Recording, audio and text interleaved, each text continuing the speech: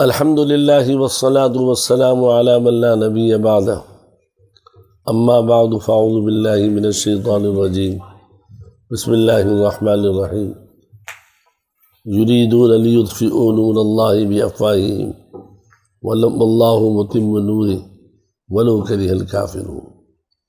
صدق اللہ العظیم۔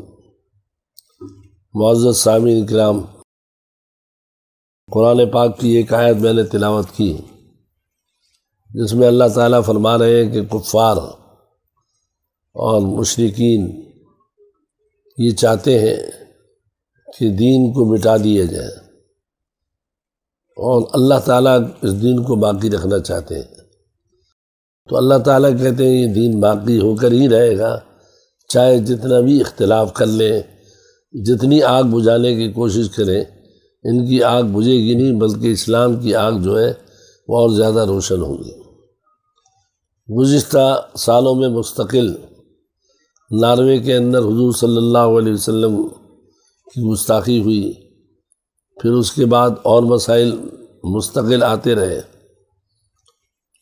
میں یہ سمجھتا ہوں اس معاملات کے اندر ناروے حکومت خود ملوث ہے۔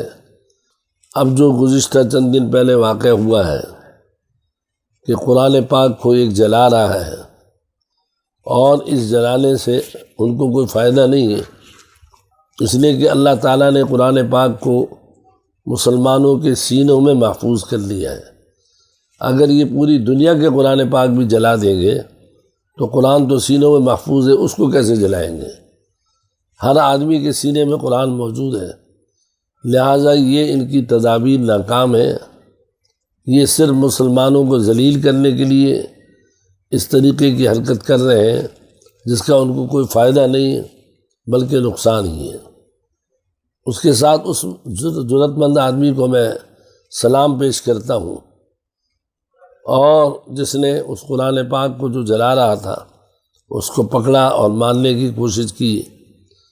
جب تک وہ جلا رہا تھا تو پولیس نہیں آئی، جب اس مسلمان نے اس کو پکڑنے کی کوشش کی تو پولیس نے آ کر مسلمان کو بھی پکڑ لیا۔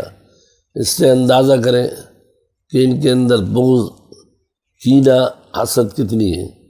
اللہ تعالیٰ نے قرآن پاک میں فرمایا قد بدت البغضاء من افواہہم، بغض ان کے منہوں میں، اور وما تخفی صدورہم اکبر، اور جو ان کے سینوں میں ہے وہ اس سے زیادہ ہے۔